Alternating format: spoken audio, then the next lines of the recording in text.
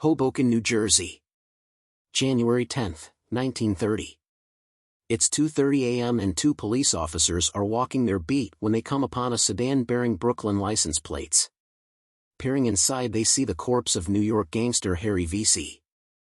Known as the Giant Killer, Veasey, 30, operated in the Greenpoint section of Brooklyn and had a record dating back to 1918. He was arrested at least 7 times over the course of a dozen years. 3 times for murder. Veasey's first arrest was for felonious assault, which could have easily been upgraded to murder had he been in possession of a quality handgun. On the evening of November 28, 1918, the 19-year-old hoodlum was in a saloon and became bothersome to the other patrons and was thrown out by the saloon keeper. A few minutes later, the bespectacled badman returned with a pistol and dared the saloon keeper to come out from behind the bar. He did, and as he approached the teen, the latter pulled the trigger twice, but nothing happened. Veasey's behavior turned from fight to flight and he fled from the premises with the saloon keeper hot on his heels. A beat cop joined the chase and Veasey continued trying to fire his gun from over his shoulder to no avail. He was finally overcome, and as the officer grabbed him, Veasey stuck the gun in his face and pulled the trigger twice. Click, click. The neophyte gangster was hauled off to the station. His gun was working much better on September 18, 1922, when he killed Louis Pinksack and Philip Dombrowski in a Brooklyn saloon while with 2 of his Confederates, Charlie Mitchell and Thomas Turk Welsh. A reporter tells us that at this time Veasey was part of the Greenpoint Savages, a gang headed by gunman Henry Jocko Moore. They were basically stick-up men, but not above murder. Another victim was added to their list on December 26, 1922, when just before midnight, Veasey, Jocko Moore and Turk Welsh went to the apartment of another habitué of the underworld, William McCabe, and Veasey called him down. When McCabe greeted them, he was shot. He lingered a few days before dying. Prior to expiring, however, he told police who was in the death party. After the murder of McCabe, Veasey fled Brooklyn and moved to Newark, New Jersey, where he continued living by the gun. The following summer saw the demise of Henry Jocko Moore. On August 23, Jocko was walking his dog in Queens when a large sedan pulled up and a number of men opened fire, perforating the gunman.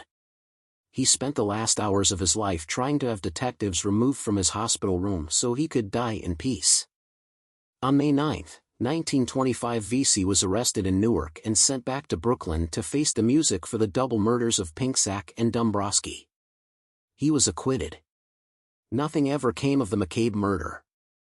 Free to operate in Greenpoint again, Veasey managed to function without bringing attention to himself. He was picked up and held for the July 3, 1928 murder of James Hickey Santora. Police stated that Hickey and Veasey were partners in bootlegging and bookmaking and that Veasey was the last man seen with Santora before his body was discovered. After several days, no evidence could be found to link him to the murder, so he was released. That was the last the public heard of Veasey until his body was found. His end wasn't quick. He had been beaten about the head, probably with the butt of a gun. He was shot through the left shoulder and 2 bullets pierced his left cheek and went up through his brain. A final shot was sent through the back of his head. His clothes were caked with mud, leaving police to believe that his body was dragged to his car before being deposited into the back seat for the last ride to Hoboken. Why he was bumped off was never ascertained. It was speculated that he was killed by Jersey gangsters for trying to muscle in on the beer business. A few months later, some would try to lay it at the feet of Gangster Legs Diamond. All guesses. As gangster funerals go, Veasey was sent off in respectable fashion. According to the press, his farewell cost $10,000. Half of which went to a silver-plated coffin. Veasey was buried out of his house, and the funeral cortege consisted of 4 coaches to carry the flowers, followed by a parade of 20 cars containing family and friends. The caravan stopped by a church where a mass was held for him and finally to the cemetery. If you enjoyed the video, please like and consider subscribing. If you are interested in reading about more gangsters bumped off in Prohibition-era New York, check out my books available through Amazon. Links are in the description. If you would like to support the channel, there is also a PayPal link. Thank you for watching.